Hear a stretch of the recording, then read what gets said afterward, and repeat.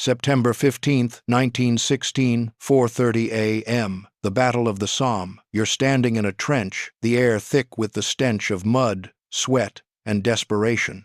Over the past weeks, you've seen countless soldiers march out into no man's land, only to be cut down by machine guns, barbed wire, and artillery. But today, something is different. For the first time, you hear the sound of something you've never heard before, the rumbling of heavy engines.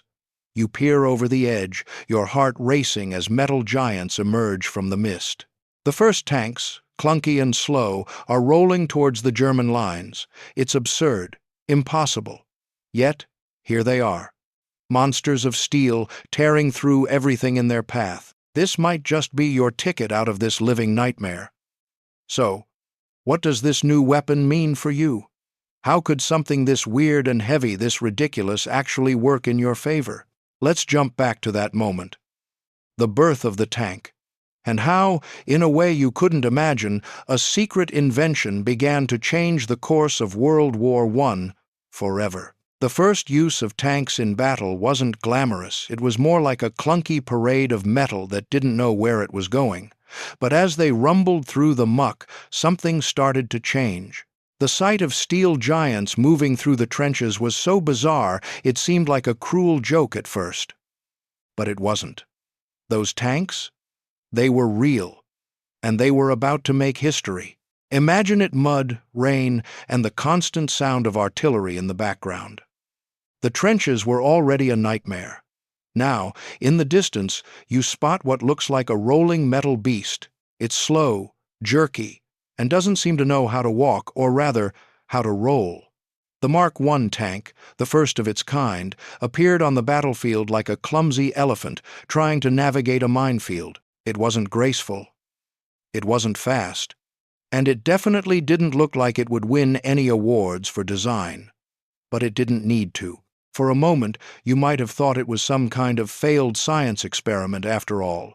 The tank wasn't exactly something you'd expect to be charging the German lines with. But as it inched forward, crushing barbed wire beneath it, something extraordinary started to become apparent. It was moving, and more importantly, it was alive, it was unpredictable, and it was changing the game. Up until this moment, everything in warfare was predictable: trenches, guns, artillery.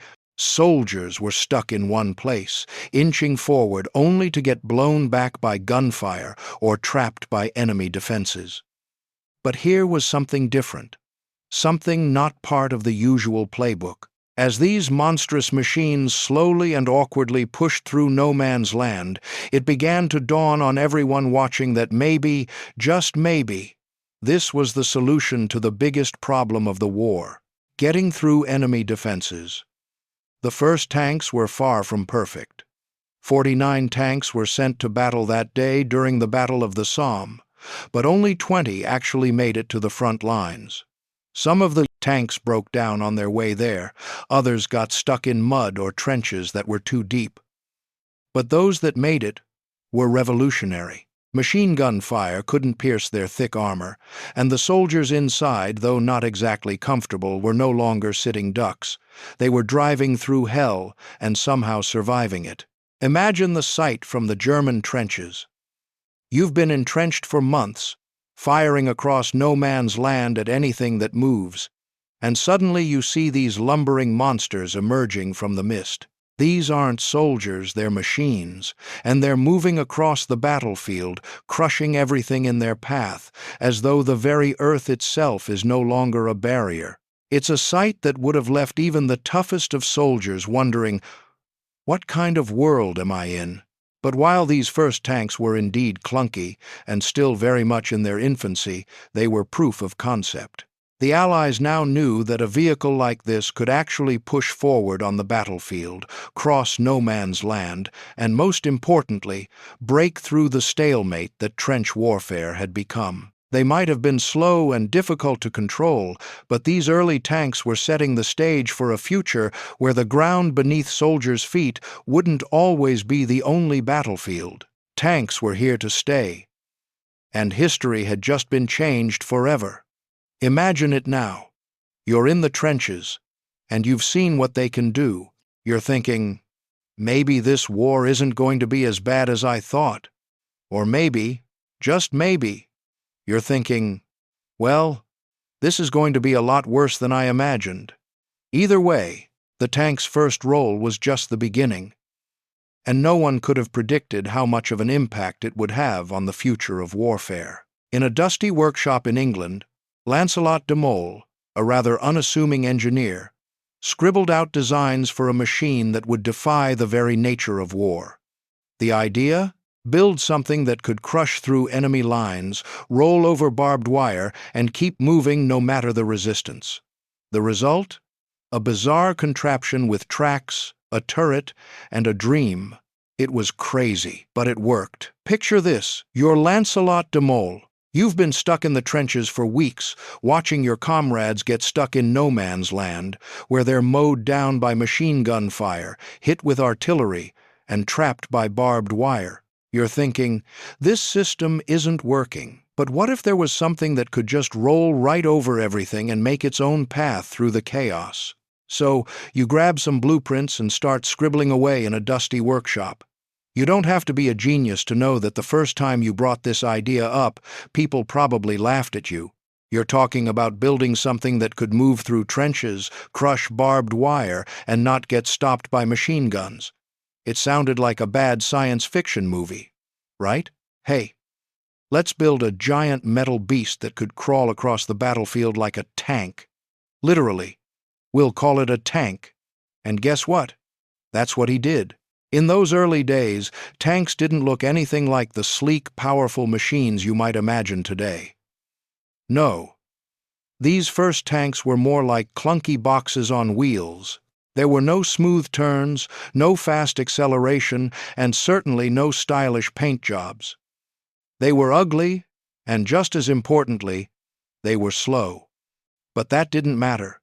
The goal wasn't beauty, it was survival. Now let's talk about the design. Imagine a massive box that barely fits through a doorway, with tracks like a caterpillar, a turret that can turn, and a gun stuck on the front. There were no road tests, no real proof that these tanks would work. Mole's designs, made in secret, were getting closer to something new, something that would reshape warfare. But here's the kicker. Lancelot didn't wake up one day and say, "I want to build a giant rolling tank." It was the pressing need for a solution to the trench warfare stalemate. In 1915, the Allies were stuck in a bloody deadlock, with soldiers either stuck in their trenches or charging no man's land, only to be slaughtered. Everyone knew that a new type of weapon, something that could break through the line, was needed. But tanks? They were more science fiction than reality. And so, Lancelot's tank designs, often laughed off as absurd, at first became the blueprint for change. With a few sketches, a lot of trial and error, and endless sleepless nights, he turned his crazy idea into something tangible. Sure, the first tank had its issues sticking in the mud, breaking down halfway to the front lines, and causing just as much confusion among the crews as it did the Germans. But no one cared. The point was, it was a step forward, a radical shift in thinking.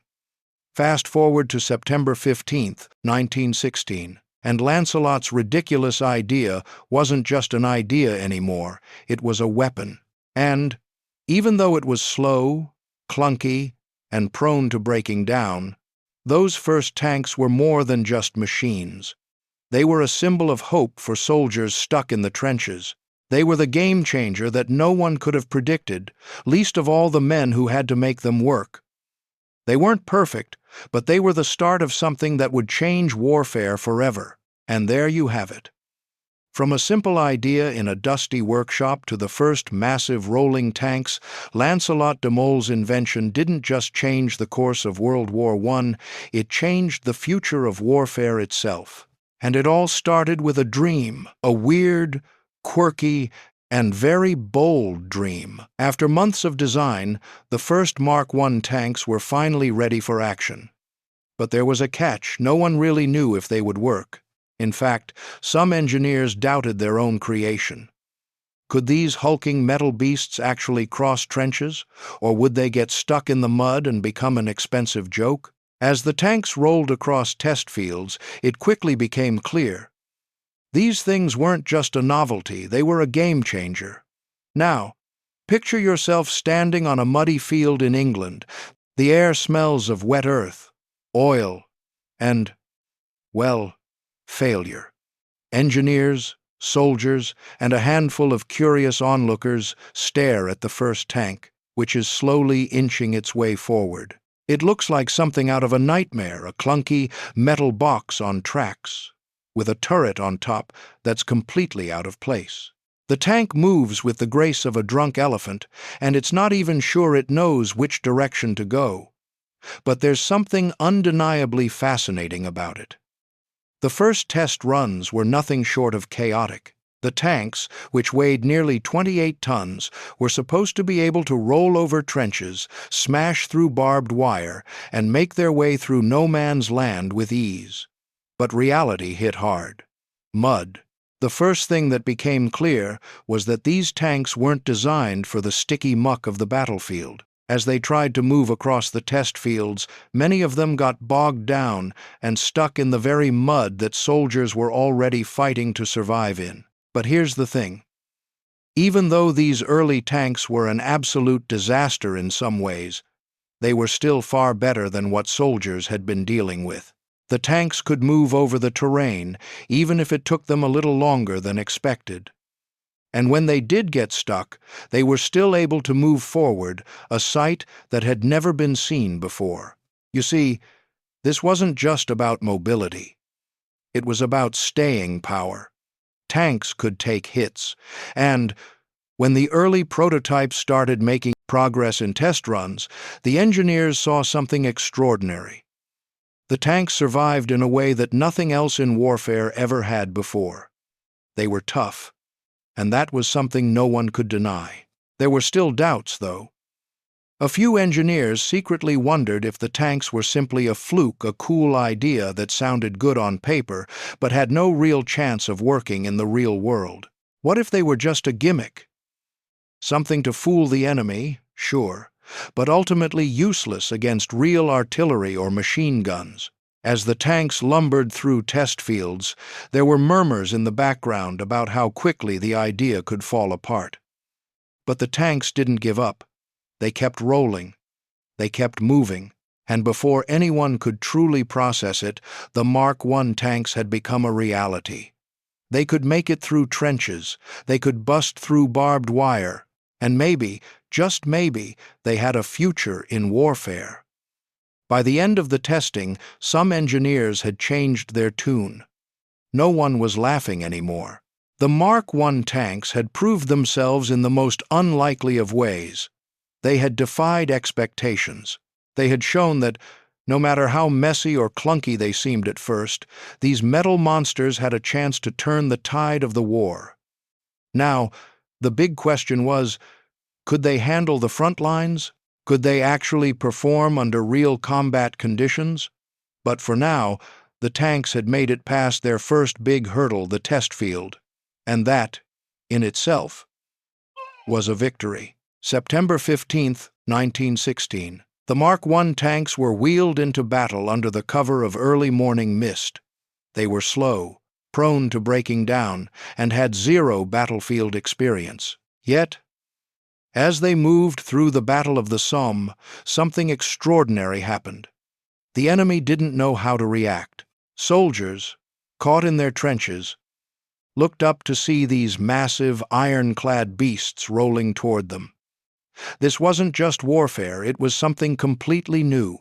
Imagine being a German soldier, crouched in your trench, surrounded by the usual chaos of artillery fire, the stench of gunpowder, and the endless misery of trench life. You've seen soldiers charge, seen tanks of soldiers mowed down by machine gun fire, and yet, the sound you hear now is different. A low, rumbling growl that vibrates through the earth. Then you see it, a massive iron beast clunking slowly forward. It's like something straight out of a nightmare. There's nothing you can do. You can't run, you can't hide, and worst of all, you have no idea how to fight this thing.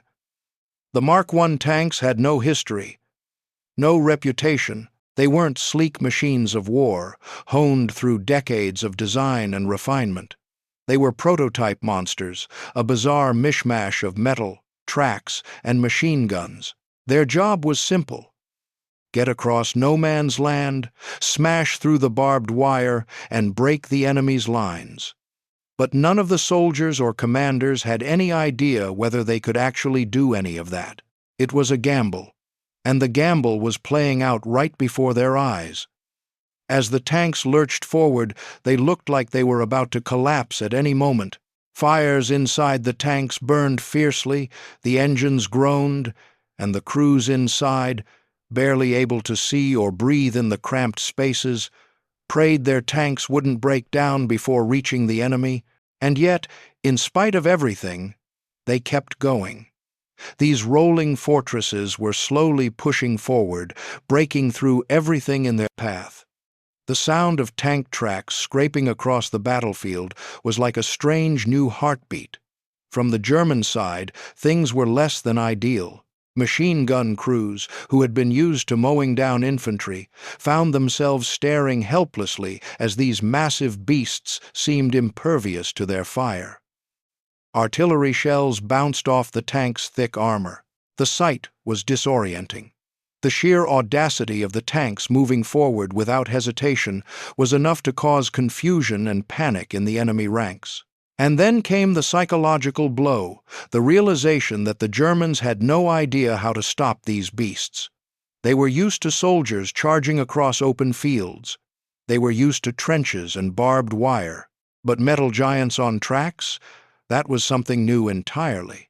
As tanks moved across the battlefield, French and British soldiers behind them followed in their wake, running through the gaps the tanks made in the German defenses. The tanks created a buffer zone, a moving shield that protected the advancing infantry. For the first time in the Battle of the Somme, the deadlock started to crack. The Germans had never seen anything like this before, and while their response was to start firing at the tanks in desperation, it was clear that tank warfare was here to stay. Sure, the first use of tanks wasn't without its flaws. Only 32 tanks were in action that day, and most of them barely made it through the battlefield, their engines faltering or breaking down before they could complete their mission. But the impact they had, the sheer shock value, was undeniable. The Mark I tanks weren't perfect, but they were proof of concept, and the enemy had no idea what was coming next. For the Allied forces, this moment marked a turning point. Tanks were no longer a theoretical weapon. They had crossed the line from design sketches to battlefield reality. They had proven they could actually break through the most stubborn defenses the Germans had. And for the first time in the war, soldiers could imagine something other than a grim, endless slog in the trenches. As the battle raged on, the tank's legacy was solidified. They had made a lasting impression on the war, and though it would take years before they were perfected, their impact was already felt. The German soldiers, who had once looked at them in fear and disbelief, would soon understand these rolling beasts of war were just the beginning of a new era in military technology. The Germans, who were experts in trench warfare, were absolutely unprepared for the tanks that had suddenly appeared in the distance. They had no countermeasures, no way of stopping these lumbering machines. And in the chaos of that first wave, they realized something. The rules of the battlefield had changed. Forever. Tanks were no longer just a British dream, they were a force that had arrived, and the German army was just starting to realize how dangerous they could be. Picture yourself, a German soldier stuck in your trench, eyes bloodshot, feet cold and damp, your fingers numb from the never-ending barrage of machine gun fire. You've been in this trench for weeks, maybe months. The mud, the rats, the constant fear of shelling, you're already desensitized to the noise. Nothing can surprise you anymore. Then, on September 15th, the earth begins to shake in a way you've never felt before. It's not an artillery shell. It's not a bombing run. It's something different. In the distance, you see what looks like a monster emerging from the morning fog. The ground rumbles as this metal beast moves toward you, its tracks slowly grinding through the earth. Your eyes widen. What is this? Some new kind of artillery? A joke? You've never seen anything like it before. It's a tank, and it's coming for you. As the first Mark I tanks rolled forward, the Germans had absolutely no idea how to react. They were slow, prone to breaking down, and had poor visibility for their crews. But it didn't matter. The tanks had a psychological impact that no one had anticipated. The Germans weren't just facing new weapons, they were facing an entire new way of fighting. In 1916, the Germans had mastered the art of trench warfare. Their soldiers were well-trained, well-prepared, and skilled at digging in. The trenches were their fortress. Allied forces, on the other hand, had been trapped in a deadlock, a war of attrition that seemed endless. Yet here they were, rolling out these massive, clunky machines that could smash through everything in their path. The tanks didn't just breach the defenses, they disrupted everything. For the German soldiers, there was no manual for this. They had no countermeasure, no defense to fight back against the tanks. At first, they thought the tanks were a fluke, just a few bizarre vehicles that would break down and be easy targets. But then, as the tanks continued their advance, the Germans realized they were facing a new type of threat. The tanks were impenetrable to their machine gun fire, and the infantry behind the tanks was advancing with terrifying speed. It was like nothing they had ever encountered on the battlefield. By the time the first wave of tanks had pushed through, the Germans were in disarray. Their once solid defense lines were crumbling, and they had no idea how to respond. Artillery couldn't stop them. Machine guns couldn't penetrate their armor. The tanks were unstoppable, rolling over trenches and wire with no mercy, and the German army had nothing to counter it. In those few hours, the Germans realized something crucial. This was no longer just a battle of men and guns. It was a battle of machines. The tank was the future of warfare, and it had arrived much earlier than anyone expected. For the Allied forces, the battle was not just a victory on the ground, it was the beginning of a new era in military strategy. For the German soldiers, however, it was a grim reminder that no matter how entrenched they were, the war had just changed in ways they couldn't yet comprehend. The Mark I tanks were far from perfect, and they didn't win the war single-handedly. But their arrival marked a turning point, a moment where the battlefield was reshaped. The German army had to scramble to find new ways to respond. And though it would take time for the tanks to become the dominant force they would eventually be in World War II, their first appearance in the Battle of the Somme sent a clear message. The rules of war had just changed forever. The Germans had been stunned, and the Allies had just found a weapon that could reshape the future of warfare. For the British and French soldiers who followed behind the tanks, they couldn't help but feel the rising tide of hope. This was it. The war might just be turning in their favor. And for the Germans? Well, they were about to get a lot more creative in finding ways to deal with these monstrous newcomers to the battlefield. The Mark II was already faster, more reliable, and less likely to break down. It was the next iteration of the tank, smarter, sleeker, and even more effective at what it was designed to do. What started as a strange, inefficient weapon had evolved into an unstoppable force. The British Army, once skeptical, now relied on tanks to make deep breakthroughs in the German lines. And as the war went on, French tanks like the Renault FT emerged, setting the stage for modern armored warfare. By 1917, the tank had already gone through a wild transformation. The first Mark I was a colossal, lumbering machine that barely made it past the trenches before breaking down. But by the time the Mark II was rolling off the production line, engineers had fixed the kinks. This new version was faster, more reliable, and most importantly, it didn't get stuck in every bit of mud it encountered. It was still slow, still heavy. But now it was ready for battle in ways the first tank never was. It was a game-changer in motion. As the tanks rolled onto the battlefield, the British Army had shifted from cautious skepticism to full-fledged enthusiasm. The once ridiculous idea of using metal monsters to break through enemy lines had now become a solid strategy. Tanks were no longer just an experimental weapon, they were a reliable tool to help push back the Germans and create breakthroughs in a war that had been defined by stagnant, unyielding trench warfare. The Mark II made it clear. Tanks were not just a one-off novelty, but an essential part of the battle plan. But it wasn't just the British who were adapting to tanks. The French, always ahead of the curve in terms of innovation, had their own tank. The Renault FT. Compared to the Mark I and Mark II, the Renault FT was sleek, small, and surprisingly maneuverable. Unlike the British tanks, which were large and clunky, the Renault FT was designed to be more mobile, with a rotating turret, making it much more agile on the battlefield.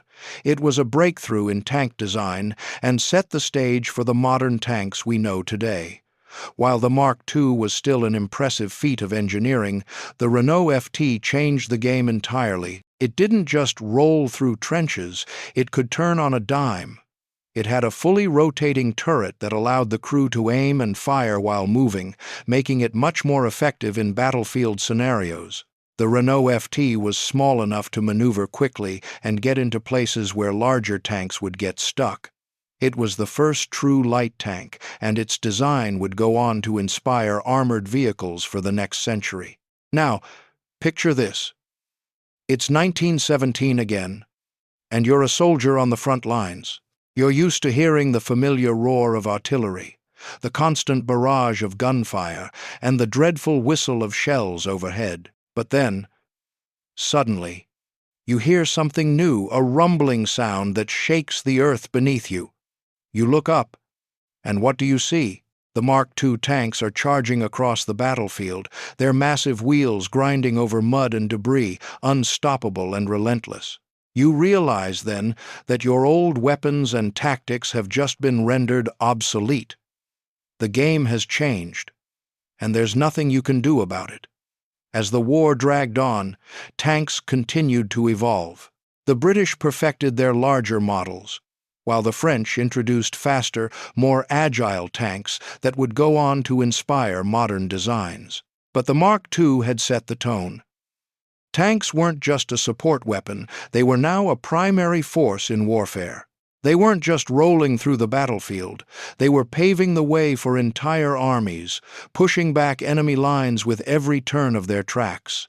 The evolution of the tank, from the awkward, clumsy Mark I to the sleek, effective Mark II and the revolutionary Renault FT, was the dawn of a new age in military technology. What had once seemed like an impossible, unthinkable idea was now a proven method for breaking through the stale trenches of World War I. Tanks had become more than just metal boxes, they were the future of warfare, and the world would never be the same. After the initial success of tanks on the battlefield, production kicked into overdrive. Factories across Britain and France began churning out these machines like never before. Soldiers who once feared leaving the safety of their trenches now saw the tank as a shield, a means of survival. And so began the tank rush, an industrial effort to create enough tanks to change the course of history. It wasn't just about fighting anymore, it was about outproducing the enemy. As tanks began to show their potential, the Allied powers realized that if they could make enough of them, they could truly break the deadlock of trench warfare. It wasn't like making a few hundred fancy gadgets here. Tanks had become the future of warfare, and the demand for them was huge. The race was on to see who could build the most, as quickly as possible. The question was, who could build the tanks fast enough to keep up with the carnage on the battlefield? Factories, like the Royal Ordnance factories in the UK and various French industrial centres, turned their focus completely to tank production. The process was nothing short of assembly line warfare. Huge plants that once made relatively simple products were now dedicated to producing tanks, and more tanks. The challenge was daunting, with each tank needing specialized parts, armor, time, which, in war, was something that didn't exist. But the war effort was desperate, and time was a luxury they didn't have. The Mark I tank might have been the first, but it was nothing compared to the Mark IV, which followed in 1917. By now, tanks were becoming more refined, more reliable, and better suited for the horrors of trench warfare. The Mark IV could carry a crew of 8 PaC-2 machine guns and weigh in at 28 tons, quite the upgrade from its earlier counterparts. And it wasn't just the British pumping out these monsters. The French were getting in on the Maltese Action 2 with their Renault FT, which was lighter, faster, and had a rotating turret, setting the groundwork for modern tank design. As tanks flooded the battlefield in 1917, the soldiers' attitudes began to change. The fear of crossing no man's land was still very real, but now there was a new sense of hope. Soldiers who once thought the odds of surviving were nearly impossible now had a powerful ally, the tank. The tank's presence on the battlefield was like a wall of metal moving forward, pushing away the enemy's defenses. For the first time, soldiers could think about survival and progress, not just death and despair. Tanks were paving the way, literally. As they rolled through barbed wire, trench lines, and the battered landscape, they gave infantry soldiers a fighting chance they hadn't had before. By 1918, tanks weren't just a tool in the war effort, they were the backbone of the Allied forces. Factories were turning out hundreds of tanks every month, each more advanced and more capable than the last. In fact, by the end of the war, the British alone had produced nearly 2,000 tanks. It was clear that tanks were not just a novelty or a fluke, they had become a central part of military strategy. The tank rush was more than an industrial phenomenon, it was a sign of the future. The world was on the cusp of modern warfare, and tanks were the vanguard of that change. The rush to build and deploy these machines marked a key turning point in World War I, showing just how rapidly the Industrial Revolution and wartime innovation could shape the battlefield. No longer were soldiers just sitting ducks in trenches. They had the means to move forward, break the stalemate, and change the course of history. As factories hummed with the roar of production, one thing became clear. Tanks had arrived, and they were going to stick around. By now, tanks weren't just used for breaking through enemy lines, they were used to push forward, to smash the Germans' last-ditch efforts to hold back the advancing Allies. The Allied forces had found their secret weapon, and it was no longer just about hand-to-hand combat. It was about force, mobility, and strategy. Tanks weren't just the future of warfare, they were the present. As the war dragged on into 1918, the Mark IV tanks, which had become the bread and butter of the British forces, had evolved into a terrifying force on the battlefield. They were still slow, still cumbersome, but by now, they had a purpose. No longer were tanks just meant to plow through obstacles or provide support in specific areas. Now, they were used to punch holes in the German lines and create pathways for the infantry to follow. Tanks were no longer the secondary weapon. They were primary movers, leading the charge and shaping the battlefield. Imagine this. You're in the midst of a barrage of artillery and the constant wail of shells overhead. You're entrenched in the muck and mire, the air thick with smoke and the smell of gunpowder. Your orders are simple: take the line, push forward. You've done it before, but this time there's something different. You can hear it before you see it. The rumbling sound of metal approaching, and then, emerging from the mist, you see it, the tank. It's not just a single tank, but hundreds of them, moving in unison, their tracks cutting through the mud like they own the earth beneath them. The tank's primary role had shifted.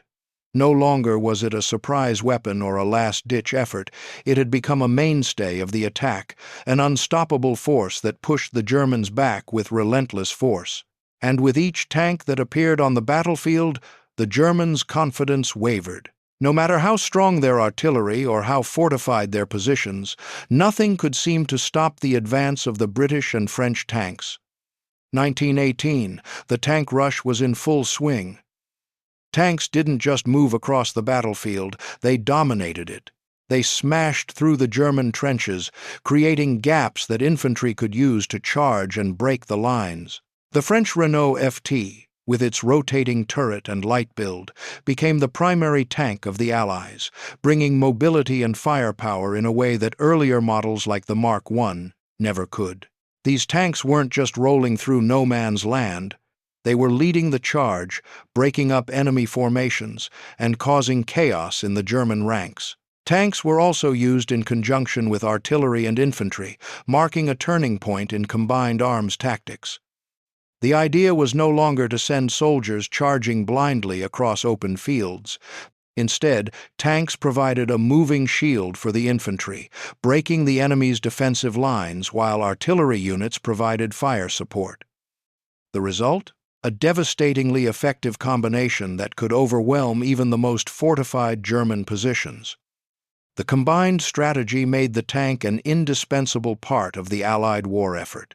But it wasn't just the tank's firepower that made them so successful. It was the psychological impact they had on the enemy. German soldiers, who had been entrenched in the same position for so long, were suddenly faced with something completely alien. The tanks seemed to defy the laws of war. They were unstoppable, impervious to artillery, and terrifyingly efficient at breaking through enemy defenses. Their appearance on the battlefield sent shockwaves through the German lines, and they didn't know how to counteract them. The Germans had been used to slow, grinding trench warfare, and now they were facing a new kind of warfare, one that moved faster, hit harder, and completely disrupted their strategy. The Allies, by 1918, had found their momentum. The tank, once a strange, experimental weapon, had become the vanguard of modern warfare. And it was no longer just about brute force. It was about using mobility, coordination, and precision to achieve the breakthrough that had eluded the Allies for so long. Tanks were no longer just a part of the war effort. They were the key to ending the war. With their relentless push forward, they had changed the course of history. In the final months of the war, tanks would go on to play a crucial role in breaking the Hindenburg Line, the last great German defense, marking the beginning of the end for the Central Powers. The Allied victory was no longer just a hope, it was becoming a reality, and it was all thanks to the tanks. As World War I came to an end, the tank was already shaping the future of military strategy. It wasn't just about combat anymore, it was about power and control on a new kind of battlefield. The lessons learned in the trenches were soon applied to the development of future tanks, setting the stage for World War II and beyond. Tanks were now a staple of military arsenals worldwide. The end of World War I didn't just mark the cessation of fighting, it marked the dawn of a new age in military technology. The tank, once considered a strange experiment in combat, had proven its worth on the battlefield. It was no longer just a weapon to break through the enemy's lines. By the end of the war, it had become a symbol of future warfare. The Mark V, which had seen limited success in the final months of the war, was quickly recognized as a stepping stone. It was no longer the end game for military development. It was the starting point. In the years that followed, the Allied forces and later the Axis powers began refining the tank, taking the lessons learned from the war's muddy, bloody fields and applying them to designs that were faster, more maneuverable, and deadlier. The first key lesson learned was mobility. Tanks needed to be able to navigate the complex landscapes of war, not just crushing enemy lines, but keeping pace with the infantry they were meant to support. No longer would the clunky, slow-moving vehicles from the past suffice. The idea of speed and maneuverability became central to the tank's evolution, but mobility was only one aspect. The next lesson was firepower. Early tanks had limited weapons, usually a machine gun or two. But as the war dragged on, it became clear that tanks needed to be equipped with more substantial armament. The British Mark V had some success with heavier guns, but it was still too slow to really engage in long-range combat. Tanks would need to evolve to carry larger cannons, something that could punch through fortifications, and take on other tanks head-to-head in future conflicts. And perhaps the most important lesson learned was the integration of tanks into the overall military strategy. The tank rush of 1917 to 1918 had been a frantic, chaotic attempt to overcome trench warfare. But after the war, military leaders began to think about tanks in a more strategic light. They weren't just support units, they could be the tip of the spear, leading the charge against the enemy and opening up entire new avenues for warfare. Tanks could penetrate enemy lines, sweep through enemy defenses, and provide cover for infantry, something that no other weapon could do as effectively. This shift in thinking would set the stage for the next phase of tank development, which came in the form of World War II. The German Wehrmacht, for instance, developed the Panzer tanks, which were faster, better armed, and far more versatile than their predecessors. They incorporated everything that had been learned from the Great War: speed, firepower, and mobility, and perfected it. The Allied tanks, like the Sherman and the Churchill, followed suit, building on the lessons learned in World War I, but also incorporating new technologies and tactics that would define armored warfare for the next several decades. By the time World War II began, tanks were no longer a novelty. They were an integral part of the battlefield, and their development had moved so quickly that their role was already clear. They weren't just tools of destruction. They were symbols of power, control, and momentum on the modern battlefield.